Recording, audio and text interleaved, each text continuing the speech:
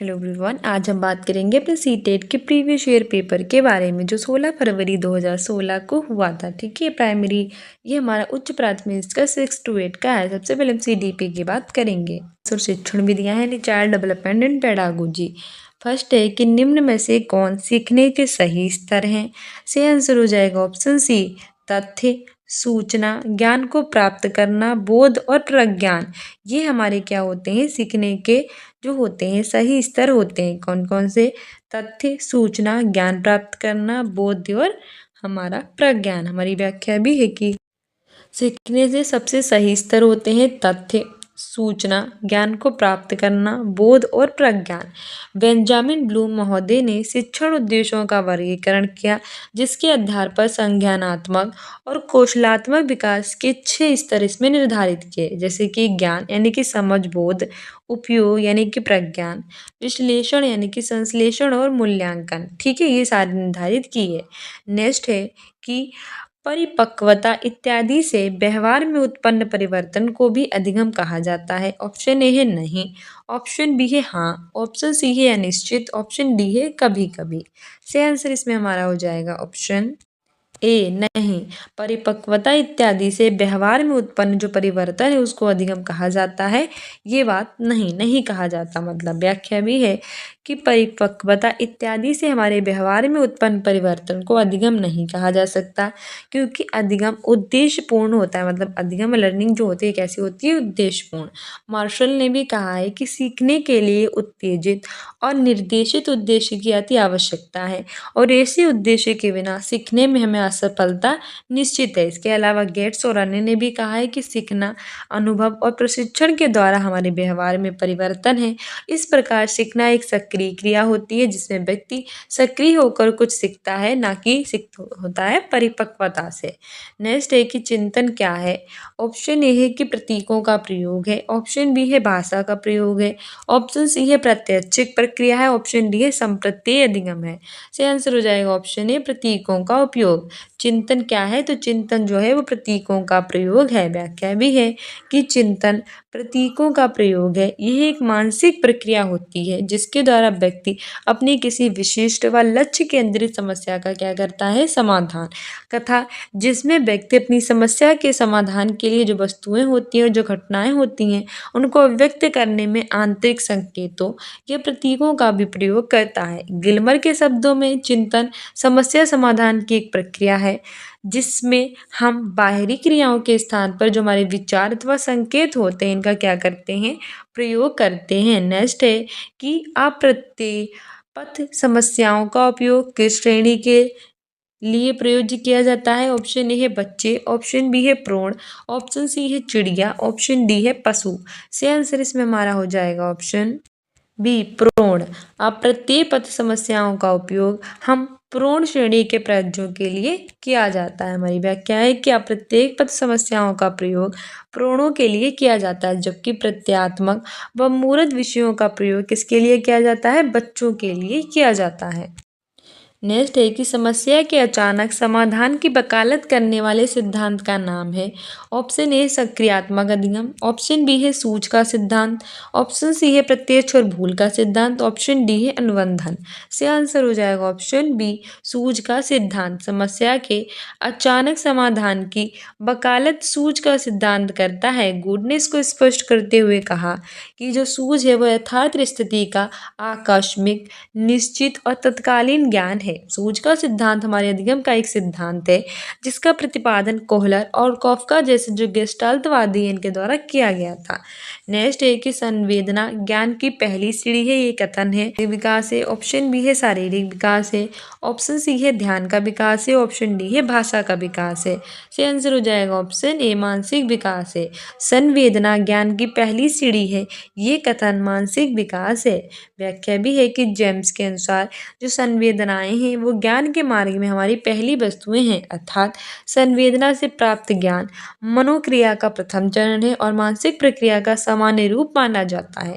संवेदना सभी प्रकार के ज्ञान के लिए उत्तरदायी होती है। नेक्स्ट है व्यक्तिगत भेद में हम पाते हैं। ऑप्शन ए है विचलनशीलता, ऑप्शन बी है प्रतिमानता, ऑप्शन सी है ये और भी दोनों, ऑप्शन डी है इनमें से कोई नहीं।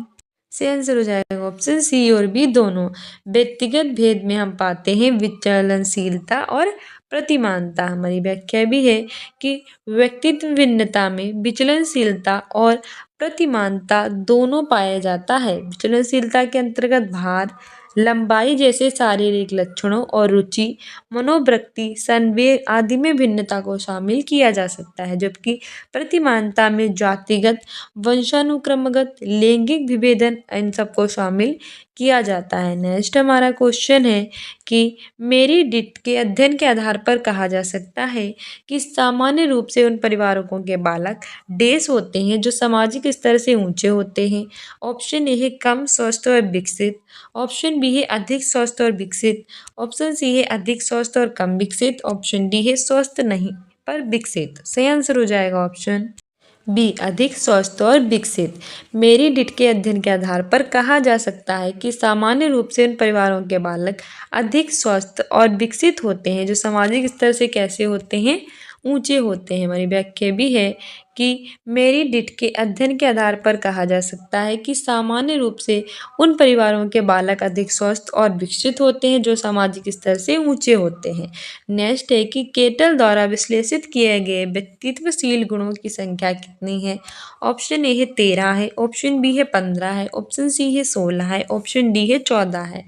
से आंसर हो जाएगा ऑप्शन सी 16 है। केटल द्वारा विश्लेषित किए गए व्यक्तित्वशील गुणों की संख्या 16 होती है। व्याख्या भी है कि केटल ने कारक विश्लेषण नाम की सांख्यिकी प्रविधि का उपयोग करके व्यक्तित्व को अभिव्यक्त करने वाले 12 मूलभूत कारकों को ज्ञात किया और इन्हें व्यक्तित्वशील गुण के नाम से संबोधित किया। इनके द्वारा बताए गए कुछ शील गुण थे धनात्मक, चरित्र व्यवहार, कुशलता, संवेगात्मक स्थिरता, दृढ़ता, संवेदनशीलता, बुद्धि, सामाजिकता, सौम्यता, आत्मविश्वास आदि। इसी के आधार पर केटल के द्वारा बनाए गए विश्व प्रसिद्ध व्यक्तित्व मापन उपकरण 16 पीएफ प्रश्नावली में व्यक्तित्व के 16 द्विध्रुवीय कारकों को सम्मिलित किया गया था। केटल ने व्यक्तित्व मापन उपकरण 16 पीएफ में व्यक्तित्व के 16 द्विध्रुवीय कारकों का भी उल्लेख है, ना कि व्यक्तित्वशील गुणों के रूप में। नेक्स्ट हमारा क्वेश्चन है कि मुर्रे ने एक परीक्षण की रचना करके इतिहास रच दिया, ये क्या है। ऑप्शन ए है स्याही धब्बा परीक्षण, ऑप्शन बी है बाके पूर्ति परीक्षण, ऑप्शन सी है विषय आत्मबोधन परीक्षण, ऑप्शन डी है मूल्यांकन मापनी। से आंसर हो जाएगा ऑप्शन सी विषय आत्मबोध परीक्षण। व्याख्या भी है कि विषय आत्मबोध परीक्षण या प्रासंगिक अंतर्बोध परीक्षण TAT यानी कि थियमेटिक अप्रिशिएशन टेस्ट की रचना वर्ष 1935 में CD मॉर्गन और HA मुरे ने की थी। यह व्यक्तित्व मापने की प्रक्षेपी विधि है। इस परीक्षण के निर्देश पुस्तिका बाद में मुरे के नाम से वर्ष 1943 में हार्वर्ड विश्वविद्यालय में प्रकाशित हुई। नेक्स्ट है व्यवहारिक बुद्धि को कहा जाता है। ऑप्शन ए है मूर्त बुद्धि, ऑप्शन बी है अमूर्त बुद्धि, ऑप्शन सी है संज्ञानात्मक बुद्धि, ऑप्शन डी है सामाजिक बुद्धि। तो व्यवहारिक बुद्धि को हम मूर्त बुद्धि भी कहते हैं। व्याख्या भी है कि व्यवहारिक बुद्धि को मूर्त बुद्धि या फ्रीस्टाइल बुद्धि कहा जाता है। व्यवहारिक बुद्धि से क्या तात्पर्य होता है कि जो विभिन्न वस्तुएं होती हैं उनको समझने तथा उनका प्रयोग करने की योग्यता से ये वास्तविक परिस्थितियों को समझने और उनके अनुकूल व्यवहार करने की योग्यता है। नेक्स्ट क्वेश्चन है कि बुद्धि के त्रियामी सिद्धांत के अनुसार बुद्धि के कारकों की संख्या है। ऑप्शन ए है 90 है, ऑप्शन बी है 110 है, ऑप्शन सी है 135 है, ऑप्शन डी 120 है। तो बुद्धि के जो त्रियामी सिद्धांत हैं उनके अनुसार हमारी बुद्धि के कारकों की संख्या डी सही हो जाएगा 120 है। बुद्धि के त्रियामी सिद्धांत के अनुसार बुद्धि के कारकों की संख्या कितनी है 120 है। ठीक है, हमारी व्याख्या भी है कि जैविक गिलफोर्ड और उनके सहयोगियों ने बुद्धि का त्रियामी प्रारूप प्रस्तुत किया जिसमें प्रथम सामग्री, द्वितीय संक्रिया और तृतीय उत्पाद को 3 प्रमुख आयाम माना गया। इनके अनुसार बुद्धि के त्रियामी सिद्धांत में 4 प्रकार की सामग्री, 5 प्रकार की संक्रियाएं, 6 प्रकार के उत्पादकों के आधार पर कुल 120 4 गुणे 5 गुणे 6 बराबर 120 भिन्न भिन्न मानसिक योग्यताएं हो सकती हैं जो कि 120 भिन्न भिन्न कार्यों में कैसी होती हैं संलग्न। नेक्स्ट है कि परिवेश की वस्तु जिसे प्राणी प्राप्त करने का प्रयास करता है कही जाती है। ऑप्शन ए है प्रबलन, ऑप्शन बी है प्रेरक, ऑप्शन सी है उद्दीपक, ऑप्शन डी है प्रलोभन। सही आंसर इसमें हमारा हो जाएगा ऑप्शन सी उद्दीपक, परिवेश की वस्तु जिसे प्राणी प्राप्त करने का प्रयास करता है उसे उद्दीपक कही जाती है। व्याख्या है कि परिवेश की वह वस्तु जिसे प्राणी प्राप्त करने के लिए अनुक्रिया या प्रयास करता है उसे उद्दीपक कहलाती है, जबकि प्रबलन का तात्पर्य उस होने वाले परिणाम से है जो कि व्यवहार को बल प्रदान करता है। इसके अलावा प्रेरक कार्य करने की वह प्रवृत्ति है जो किसी आवश्यकता अथवा अंतर्नोद से स्टार्ट होती है तथा समायोजन पर क्या हो जाती है, समाप्त है कि प्रतिभावान बालकों की पहचान करने के लिए हमें सबसे अधिक महत्व ऑप्शन ए है अभिभावकों के मत को देना चाहिए, ऑप्शन बी है वस्तुनिष्ठ परीक्षणों के परिणाम को देना चाहिए, ऑप्शन ए है शिक्षक के निर्णय को देना चाहिए, ऑप्शन डी है समुदाय के विचारों को देना चाहिए। सही आंसर हो जाएगा ऑप्शन बी, वस्तुनिष्ठ परीक्षणों के जो परिणाम होते हैं उनको देना चाहिए। हमारी व्याख्या भी है कि प्रतिभावान बालकों की पहचान करने के लिए हमें सबसे अधिक महत्व वस्तुनिष्ठ परीक्षणों के परिणाम को देना चाहिए। अभिभावकों के मत, शिक्षक के निर्णय तथा समुदाय के विचार व्यक्तिनिष्ठ होंगे या पक्षपातपूर्ण होंगे, जिस पर विश्वास करना उचित नहीं होगा। नेक्स्ट है कि निम्न में से कौन सा तनाव को कम करने का अप्रत्यक्ष ढंग है। ऑप्शन ए है विश्लेषण और निर्णय, ऑप्शन बी है रुकावट को दूर करना, ऑप्शन सी है दूसरे लक्ष्यों का प्रतिस्थापन, ऑप्शन डी है उदात्तीकरण। सही आंसर हो जाएगा हमारा ऑप्शन डी, उदात्तीकरण। ठीक है, ये तनाव को कम करने का अप्रत्यक्ष ढंग है। हमारी व्याख्या भी है कि फ्रायड के अनुसार जो उदात्तीकरण है वो रक्षा का उच्चतम स्तर होता है, जो सबसे अधिक रचनात्मक युक्तियों में से एक है। ये सामाजिक दृष्टि से आपत्तिजनक लक्ष्य को स्वीकार में बदलकर विरोध को हल देता है। नेक्स्ट हमारा है कि निम्न में से कौन सी डिसलेक्सिया की विशेषता नहीं है। ऑप्शन ए है वाचन परिशुद्धता, गति तथा बोध की समस्याएं, ऑप्शन बी है सीधे या उल्टे हाथ के प्रयोग के संबंध में निश्चय, ऑप्शन सी हमारा है कि लिखने की धीमी गति, और ऑप्शन डी है छपे हुए शब्दों की सीखने और याद करने की कठिनाइयाँ। सही आंसर इसमें हमारा हो जाएगा ऑप्शन बी, सीधे या उल्टे हाथ के प्रयोग के संबंध में निश्चय। ठीक है, डिसलेक्सिया एक प्रकार का जो अधिगम संबंधी विकार होता है। इसके कई लक्षण हैं, जैसे पहले बाद में बाएं दाएं आदि के भेद को समझने में दिक्कत होती है, वर्णमाला सीखने में कठिनाई होती है, शब्दों और नामों को याद रखने में कठिनाई होती है, तुकबंदी वाले शब्दों को पहचानने या बनाने वाले शब्दों के सिलेबल शब्दांश गिनती में क्या आती है, दिक्कत आती है। नेक्स्ट है कि सशक्त अभिप्रेरणा सीखने को प्रभावशाली घटक है। ऑप्शन ए है इससे बालक स्वस्थ रहता है, ऑप्शन बी है ध्यान करता है, ऑप्शन सी है शीघ्र सीखता है, ऑप्शन डी है प्रसन्न रहता है। तो सशक्त अभिप्रेरणा सीखने का प्रभावशाली घटक है, क्योंकि इसमें बालक शीघ्र सीखता है। ऑप्शन सी सही हो जाएगा हमारे कि व्याख्या है कि सशक्त अभिप्रेरणा सीखने का प्रभावशाली घटक है। इसके होने से बालक शीघ्र सीखता है। ब्रेयर, जोन्स और सिप्सन के अनुसार अभिप्रेरणा वह प्रक्रिया होती है जिसमें सीखने वाले व्यक्ति की आंतरिक ऊर्जाएं अथवा आवश्यकताएं उसके वातावरण के विभिन्न लक्ष्यों की ओर निर्देशित होती हैं। नेक्स्ट है कि हस्तशिल्प की शिक्षा दी जानी चाहिए।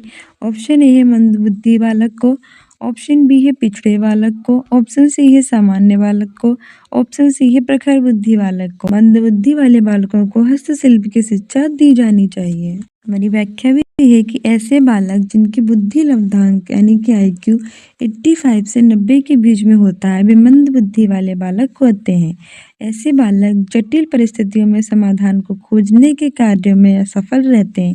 इसीलिए ऐसे बालकों को छोटे छोटे घरेलू कार्यों, हस्तशिल्पों आदि का प्रशिक्षण देकर उन्हें जो स्वावलंबी है वो बनाया जा सकता है। नेक्स्ट है कि छात्रों में चोरी करने की आदत को कैसे दूर किया जा सकता है। ऑप्शन ए है बालकों को पारितोषिक कर देकर, ऑप्शन बी है उदाहरण देकर, ऑप्शन सी है ताड़ना देकर, ऑप्शन डी है सजा देकर। से आंसर हो जाएगा ऑप्शन बी, उदाहरण देकर। ठीक है, छात्रों में चोरी की आदत पड़ गई है तो उन्हें दूर करने के लिए अध्यापक जो है टीचर उसे सबसे पहले विभिन्न उदाहरणों को प्रस्तुत करना चाहिए।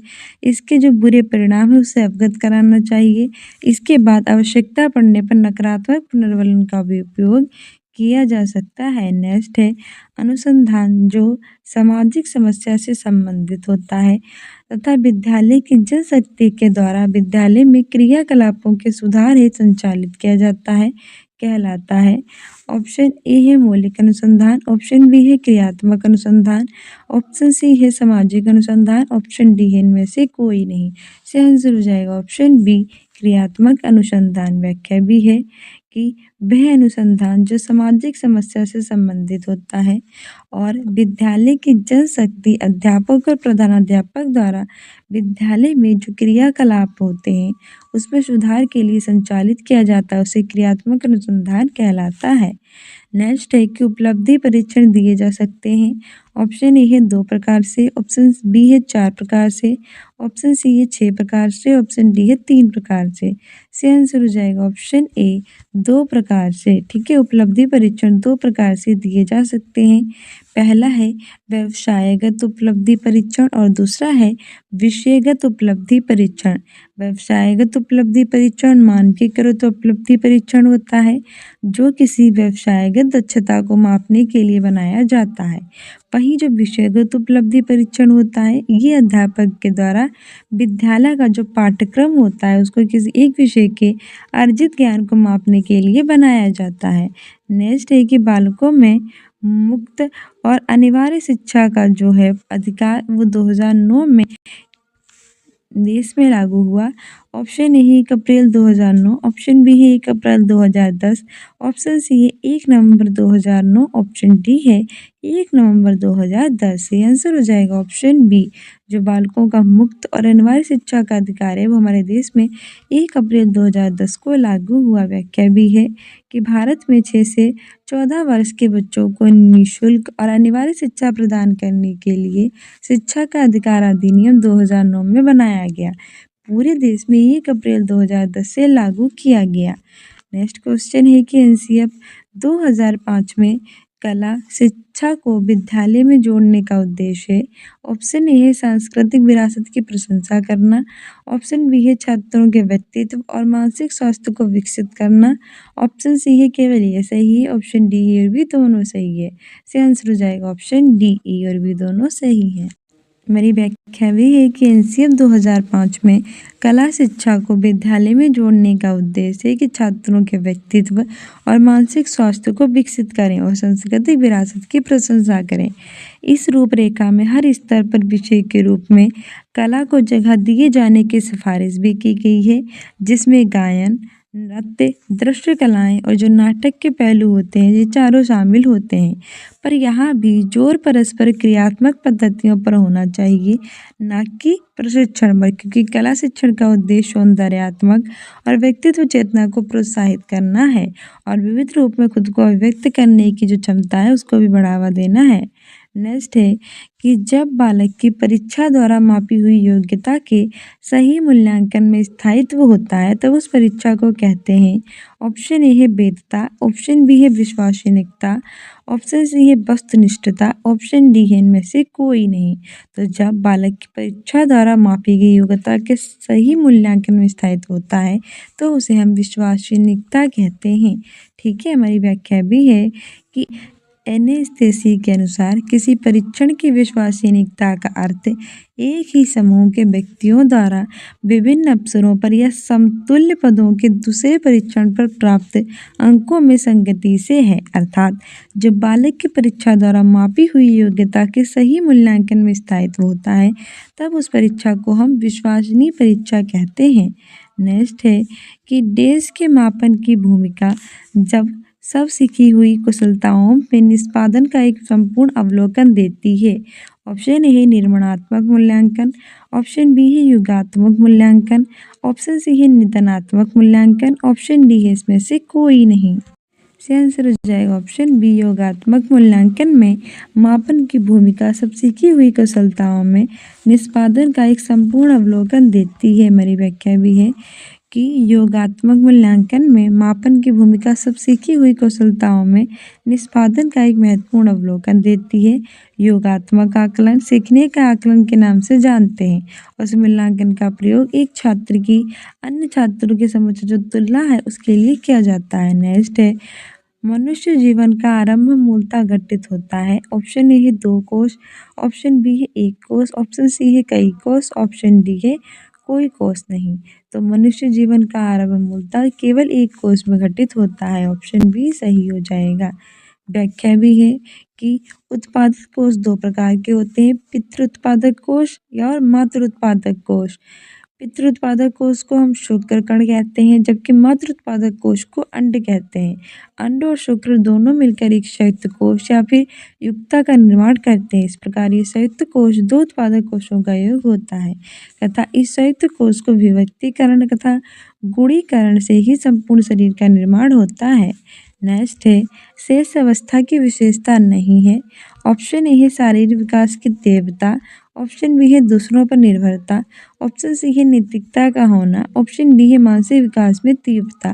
सही आंसर हो जाएगा ऑप्शन सी नैतिकता का होना। हमारी व्याख्या भी है कि शेष अवस्था की कई विशेषताएं हैं, जैसे कि शारीरिक विकास में तीव्रता, मानसिक जो क्रियाएं हैं उनमें तीव्रता, सीखने की प्रक्रिया में तीव्रता, दूसरों पर निर्भर होना, आत्म प्रेम की भावना, मूल प्रवृत्तियां होती हैं उन पर आधारित व्यवहार, काम प्रवृत्ति, दोहराने की प्रवृत्ति, जिज्ञासा की प्रवृत्ति, अनुकरण के द्वारा सीखने की प्रवृत्ति, नैतिकता का अभाव और संवेगों का प्रदर्शन, ये सभी होती हैं।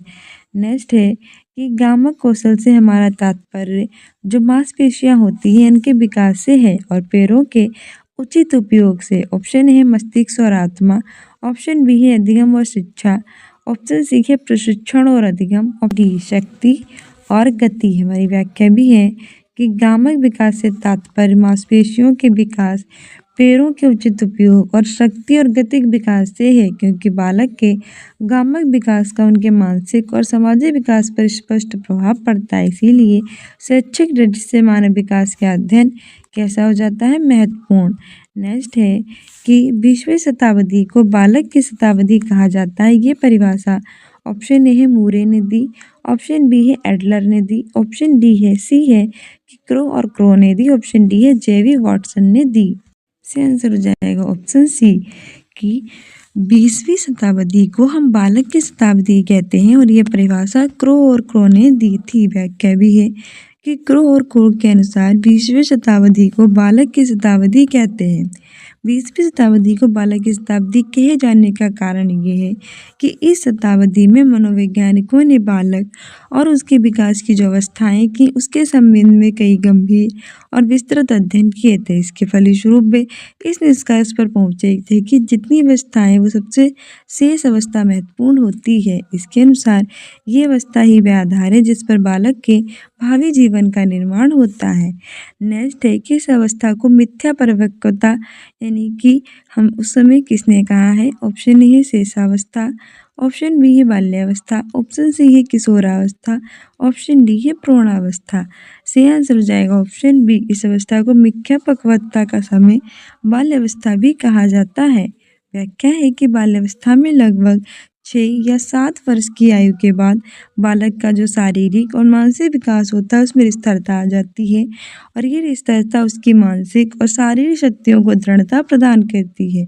इसके फलस्वरूप मस्तिष्क परिपक्व और वह स्वयं वयस्क के साथ जान पड़ता है। इसलिए रॉस ने बाल्यावस्था को मिथ्या परिपक्वता का काल बिठाया और लिखा कि शारीरिक और मानसिक स्थिरता बाल्यावस्था की सबसे महत्वपूर्ण विशेषता है। अब स्टूडेंट्स ये था हमारा प्रीवियस ईयर का पेपर जो 16 फरवरी 2016 को हुआ था। आई होप आपको अच्छे से समझ में आया होगा। इसके मैंने इससे पहले कई सारे वीडियोस बना रखे हैं, ना देखे हो तो प्लेलिस्ट में जाकर देख लीजिए। साथ ही होम एजुकेशन के नाम से हमें टेलीग्राम और इंस्टाग्राम पे फॉलो कर लीजिए। अपने एग्जाम में बेटर करने के लिए मिलते हैं नेक्स्ट वीडियो में। Don't forget to subscribe our channel. Thank you.